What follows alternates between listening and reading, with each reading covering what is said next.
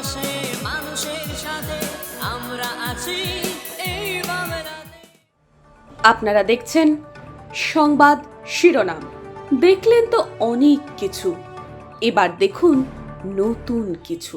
নমস্কার, আমি অনিশা আর আপনারা দেখছেন সংবাদ শিরোনাম।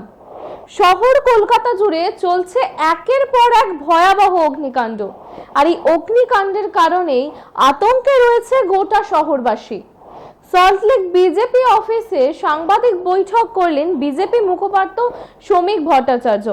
তিনি বলেন, শহরের বড় বড় বাজারগুলিতে সঠিক অত্যাধুনিক অগ্নিকাণ্ড নিয়ন্ত্রণের জন্য কোনো ব্যবস্থা নেই, আর এই কারণেই অগ্নিকাণ্ড না নিয়ন্ত্রণ হওয়ার কারণে কিন্তু আরো বড় বড় দুর্ঘটনা ঘটতে পারে। আর সেদিকে কিন্তু নজর রাখতে হবে দমকল বাহিনীকে, যাতে এরপর আর কোনো অগ্নি সংযোগে সাধারণ মানুষের না ভয়াবহ ক্ষতি হয়ে যায়। এই সাংবাদিক বৈঠক থেকে আর কি বলেছেন তিনি, জানবো বিস্তারিত। আজকে একজন দায়িত্বশীল মন্ত্রী হিসেবে তিনি মানুষের সামনে এসে বলুন, এই মুহূর্তে আগুনের সঙ্গে লড়াই করবার মতো, যে কোনো অগ্নিকাণ্ডের ক্ষেত্রে কমব্যাট করবার মতো তার কাছে পর্যাপ্ত আধুনিক যন্ত্রাংশ আছে।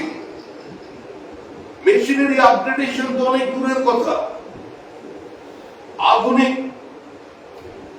টেকনোলজিকে নিয়ে আসা তো অনেক দূরের কথা। যার রেডি ইনফ্রাস্ট্রাকচার আছে, যা এই সরকারের 2011 সালের পরে তারা উত্তরাধিকার সূত্রে যেটা পেয়েছেন, যে ব্যবস্থা পেয়েছে, যে ইনফ্রাস্ট্রাকচার পেয়েছে, সেটা পর্যন্ত তারা ধরে রাখতে পারছে না। আজকে যে এত বহুতল কমপ্লেক্স আছে, প্রতি বছর এখানে ফায়ার অডিট হওয়ার কথা। একটা কমপ্লেক্স যখন তৈরি হয় তখন তার ছাড়পত্র দেয়, সেখানে ফায়ার ব্রিগেডের একটা ভূমিকা আছে এবং প্রতি বছরে অন্তত সেখানে ফায়ার অডিট হওয়ার কথা থাকে। আজকে কোনো ফায়ার অডিটের ব্যবস্থা নেই।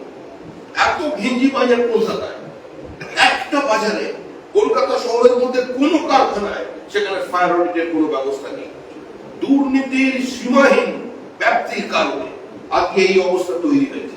যে কোনো জায়গায় আগুন লাগে, ইচ্ছাকৃত ভাবে আগুন লাগে কোথায় সেটা মানুষ বোঝে, অনিচ্ছাকৃত ভাবে শর্ট সার্কিটের মধ্যে দিয়ে আগুন লাগে, সেই আগুন আরো ব্যাপকভাবে ছড়িয়ে যায়।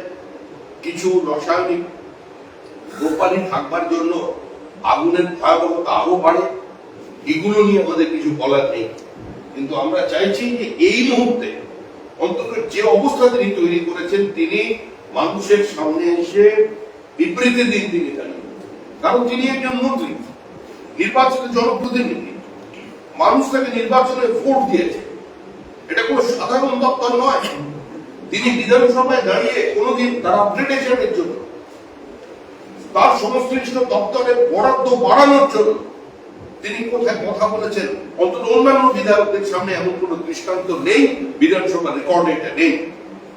ক্যাবিনেট মিটিং এর ভিতরে তিনি কি বলেছেন তা আমাদের জানার কথা নয়, কিন্তু তার প্রচেষ্টা কিছু।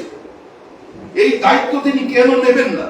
যে একটা ফায়ার ব্রিগেডের গোটা ব্যবস্থাটাকে ধ্বংসের সামনে যখন দাঁড়িয়ে গেছে, তখন যিনি সংশ্লিষ্ট দপ্তরের মন্ত্রী আছেন, তিনি মানুষের সামনে বলুন যে একজন মন্ত্রী হিসেবে তিনি ক্যাবিনেট বৈঠকে তার বক্তব্যকে গ্রহণ করা হয়নি, বা এই সরকারের কাছে টাকা নেই বলে ব্যবস্থা হয়নি।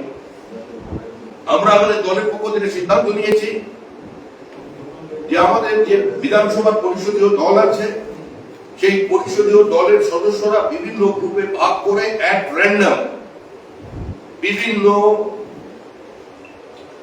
কর্পোরেশন মানে সরকারি আওতায় যে বাজার আছে, সেই বাজার এবং এখানে যে বহুতল বাড়ি আছে, যে হাউসিং কমপ্লেক্স আছে, সেখানে ভিজিট করবে।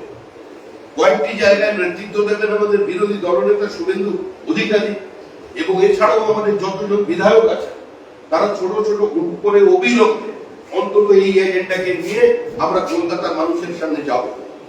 এবং আমরা আবেদন করছি দলের পক্ষ থেকে, আমরা আবেদন করছি আমাদের পরিষদীয় দলের পক্ষ থেকে, আমরা আবেদন করছি আমাদের বিরোধী দল নেতার পক্ষ থেকে, যে আজকে আপনারা আমাদের সহযোগিতা করুন। এটা কোনো বিভাজনের রাজনীতি নয়, বা এটা নিয়ে রাজনীতি করার ব্যবস্থা নয়। সম্পূর্ণভাবে এই মুহূর্তে কলকাতা এবং কলকাতার পার্শ্ববর্তী অঞ্চলের যে পরিস্থিতি তৈরি হয়ে গেছে, আজকে সেখানে আদবেই যদি কোনো বড় অগ্নিসংযোগ ঘটে যায়, এই আগুন নেভানোর ক্ষমতা বর্তমান পুরসভার আছে কিনা, বা তার জন্য আছে কিনা, বা পাশে দাঁড়ানোর আছে কিনা, বা ফায়ার ব্রিগেড সেখানে কি ভূমিকা পালন করছে সেটা দেখা অত্যন্ত দরকার। মানুষের পাশে মানুষের সাথে আমরা আছি এই বাংলাতে। আপনারা দেখছেন সংবাদ শিরোনাম। দেখলেন তো অনেক কিছু, এবার দেখুন নতুন কিছু।